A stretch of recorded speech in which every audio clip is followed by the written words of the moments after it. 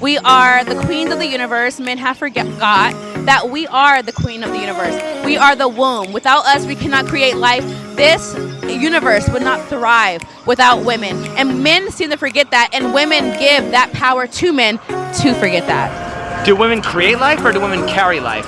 We do both.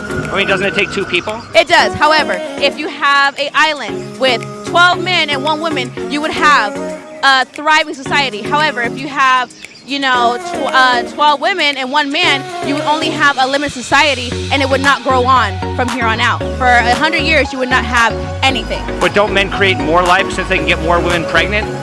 No, because if you have 1 man and 12 women, you have a thriving society because women create the life. However, if you have one woman and 12 men, you get a lot. With 12 men and 1 woman, you get what? Yeah, how are you doing again, gang? So today I want to do another topic on delusional woman. I've done videos on delusional feminist woman and delusional woman. I'm just doing another topic on that. Just you watch that video about that woman, like you just have to feel sorry for them because some of these women are so deluded, so delusional that to try to make sense out of nonsense, you're only making yourself look stupid, and then you have to question your own intelligence if you're going to try to make sense of some of these garbage that some of these women say that absolutely makes no sense whatsoever, right? And because we're living in an era where that's okay, where women can be delusional as they want and it's accepted, these women feel like for them they should just show up and that's it. Show up, have sex, and that's it, right? But for the man in another sense, he can't just show up. He has to come and get his shit together. He has to have good money coming in, if not a high value man, and he has to be a certain way for these women to even consider, if he's the kind of guy that they want to date, right? And when you live in an era where women are being deluded to and they're being lied to and they're being told a lot of garbage that is not true, then what happens is it had an adverse effect on them as far as dating and having a relationship. These young girls in their 20s, most of these girls are just run through, right? They go around and have sex and hook up and all of that, and by the time they get into their 30s and they want to settle down, then they find out they're having more problems now because the time when they were running around and doing hookups was the time that should be finding an husband and bring something of quality to the table. But because they waste all their younger time running after this guy and being ran through, now you're older now and you're looking to have kids, and you're not even as hot as you used to. And this is a price that a lot of these women pay because what they fail to realize is bringing sex to the relationship alone, is not enough, right? Because you can get sex from a prostitute, a man can get from sex from any woman on the streets, right? What makes you stand out? What makes you special?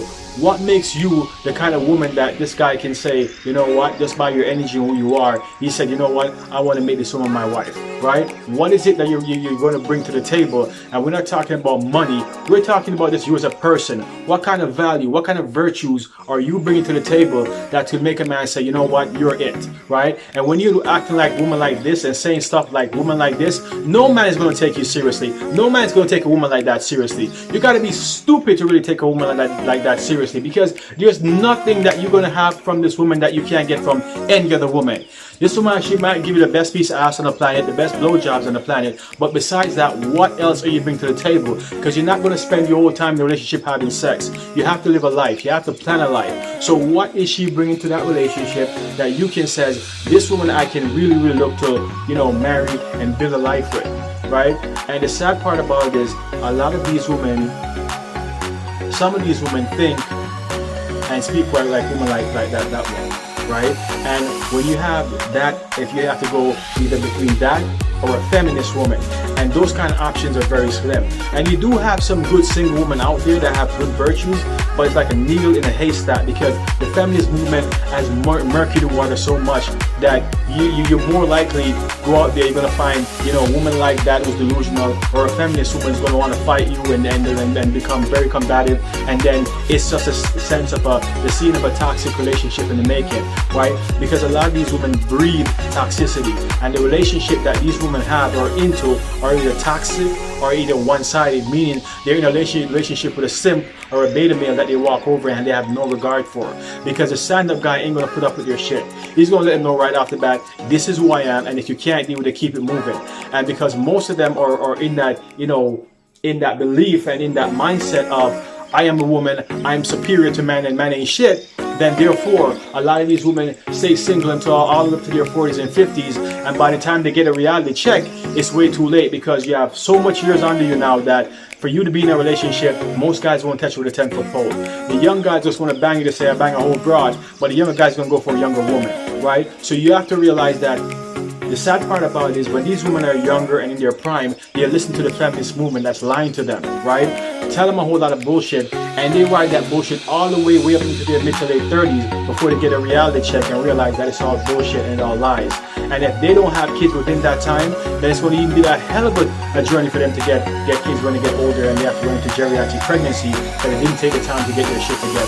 Alright, so this is what I want to say on this video. If you like these videos, give me a thumbs up, subscribe to the channel Masculine Revolution, and I will see you on the next video. And stay tuned for a bonus video at the end of this video. Good evening, all my grown ladies. So, dating after 50 is much harder than I thought it was going to be. There's so many obstacles. I'm not sure how to get around it. Do I continue? I don't know, seriously.